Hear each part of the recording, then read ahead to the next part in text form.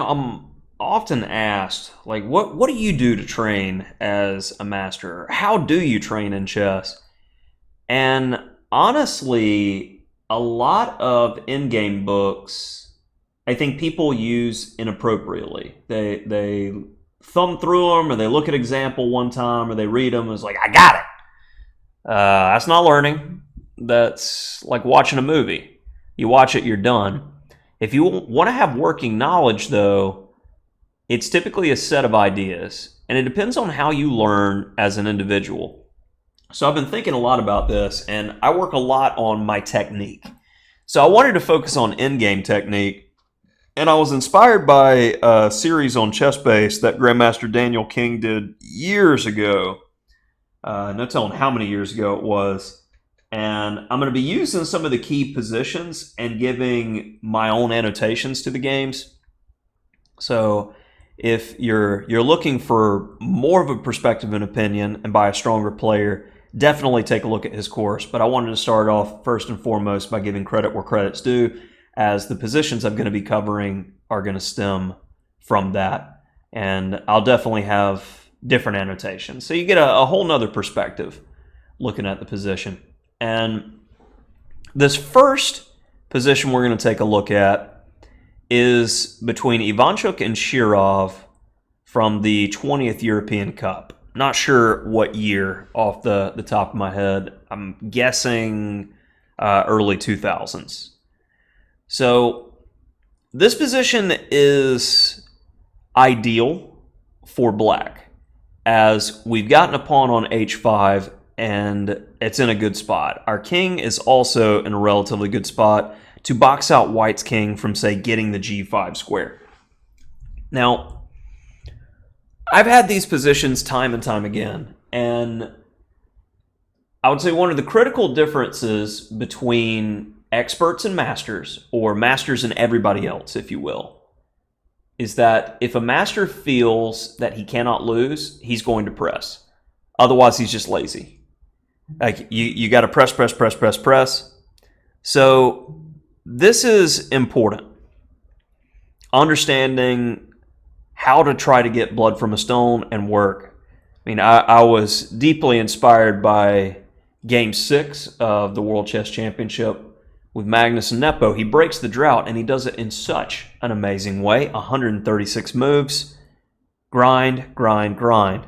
If you're not willing to grind, you'll never be a very, very strong master. That's my opinion. And you can see it throughout chess history that you got to work. And how do we evaluate a position like this? Okay, white's trying to win, black's trying to hold. Well, I really don't like that concept of playing for a draw. That doesn't exist. You're playing under the assumption that white can drop a rook or do something stupid here. Keep having the focus of, I need to do what I need to do in the position, but I'm looking for any hole that my opponent gives me, and it's time. So, first and foremost, when I perceive this position, it's good to start by studying the basics. So if you have not studied, let's say, if I remove these pawns, how easy is it to draw when we have king and rook pawn and rook versus king and rook? Well, that's a trivial draw. If the king can get to the defensive square, the black rook is just going to check forever here. If white only has the rook pawn left, easy money. Knight pawn is actually the same thing. You can actually defend with passive defense in either of those scenarios. When it's a knight or a rook pawn, you can just put your rook on the back rank and go back and forth. There is nothing white can do to beat you. Very easy to do the draws there. The hardest of the draws is going to be with the bishop pawn, and you need to know the Lucena and Philidor positions. Now, I'm not covering in my opinion, those are the super basics. I definitely recommend Silman's Complete Endgame Course from Beginner to Master. I believe that's the first endgame course or book that anyone should read in chess. Big shout out to him. Good work. He covers Lucena and Philidor there, and you need to know the technique with those. So when I get this position, if I'm playing black, and also here's another point, always study in games from the defensive side. It's much harder to have the pressure placed on you than to have the ball. Same thing with all sports as well. If you understand the defense, you understand how someone's coming at you. Let's have the Karpov mentality. People are like, oh yeah, Karpov was a really solid chess player, but he had like more than 150 games, somewhere around that number, against Kasparov in world championship matches. Arguably the dirtiest, nastiest, most aggressive player, and is well prepared of all time. Karpov had to understand the aggression in order how to stop it. I think defense can be a harder task at times than offense. So let's study it from the defensive perspective. What trades do we want to make? How are we going to play this position? Should we be trying to force anything? Let's see how Shirov handles the technique as our answer. So first and foremost, Rook B3 check is played.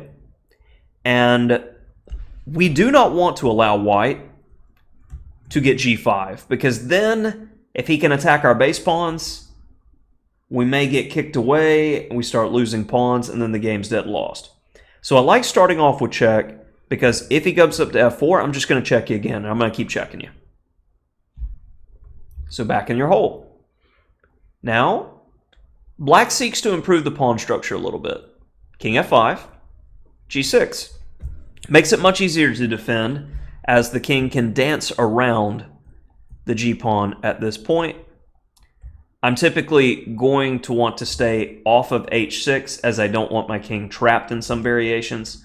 So I'm mostly looking to utilize the F6 and F5 squares moving forward. The rook's going to have a free hand to chill and wait. And also it's an important point to notice that the rook needs to be as far away from the king as possible, and it's a concept in rook and pawn endgames called checking distance. The closer the rook is to the king, the more likely when the king sidesteps, it's going to make contact with the rook. When that happens, you have to make a defensive move, giving your opponent more time. And in many cases, you don't want to allow that. Giving your opponent time is not good.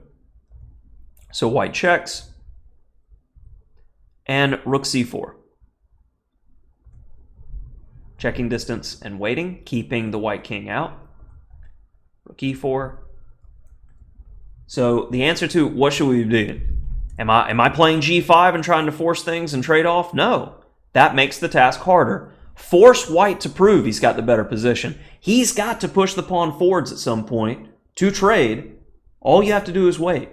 People go, well, waiting's boring. I'm sorry, but chess is hard. Grinding. Having to deal with the defensive side of a grind against a master is hard. Otherwise, everyone would be a master. You got to be prepared for passive defense. And you need to be objective of when to know when to say, all right, try to beat me. Use judo mindset. Rook E3, all right. Now you need to understand king and pawn in games. Now I glance at this and I'm like, no, absolutely not. We have expressions in chess like never trade off your last rook. If you aren't 100% sure that this is a draw, you need to go study king and pawn in games right now. Because at a glance I go, without any engine, without anything, rook takes, pawn takes. While my king is having to worry about the pawn, your king is definitely going to come down here and chomp chomp. That is another Silman fox in the chicken coop thing. While you're dealing with this over here, I'm going to get the rest of your guys. Rook B2. Now the king's starting to come up. Well, two options here. Rook B4 or Rook A2. Which one is better and why? Or are both of them equal? Rook B4 has its merits because it cuts off the king, but as soon as you do, he's going to go Rook E4, and again, fighting to get key squares. I'm more partial to the move played in the game by Shirov, Rook A2, and after Rook E2, again, cannot trade. Cut off the king. Cut off the king. And notice the defensive task of this endgame was, I want to keep the white king off of G5. Finally, White sees that he's not making progress without pushing pawns, so he finally pushes one. If you're on the attacking side of this, you want to delay pushing a pawn for as long as possible. In practical games, you have the 50-move rule.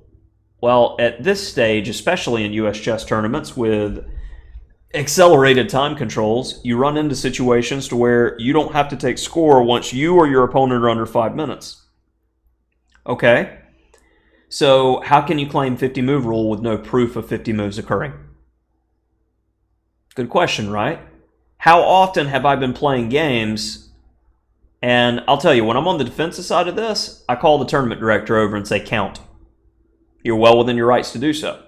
If I am trying to win this with white, I'm definitely not asking for a tournament director to count, because I want as many moves as possible in order to win. You are assumed to have to know the rules when playing US chess tournaments. So, important tip there. Also, tally marks are typically appropriate for every move, but I wouldn't take it as a TD. I would want a count. So keep that in mind. And here, after F3, when the pawns eventually come up, we want to trade in the way that makes our life easiest. Nice checking distance move, keeping your options open both vertically and horizontally. Check, go away. Keeping options open. Harass the rook, that's why the rook should have been further away. We go right back, protect our base pawn. Rook A6, making sure we're not checked. Rook B6. And white's made about as much progress as he can with the king and the rook, so he finally pushes. We're happy to get rid of a rook pawn, and especially if H5 is played, our life's easy. So it's a good question. How can white attempt to make any form of progress? He can't. G5. Beautiful, beautiful move. We play G5 ourselves, because regardless of if you have 2 pawns or 4 all stacked up on the G file, Shirov makes it look easy here, and understandably, they agree to a draw. There's no way to make progress, and to emphasize, so say we can play some wait and see moves, but all I'm doing is going back and forth. I'm going to need to give up a pawn in order to make progress to some degree. And let's say if I just abandon my defensive position and I come down here. This is interesting. It may make a difference with the extra pawn.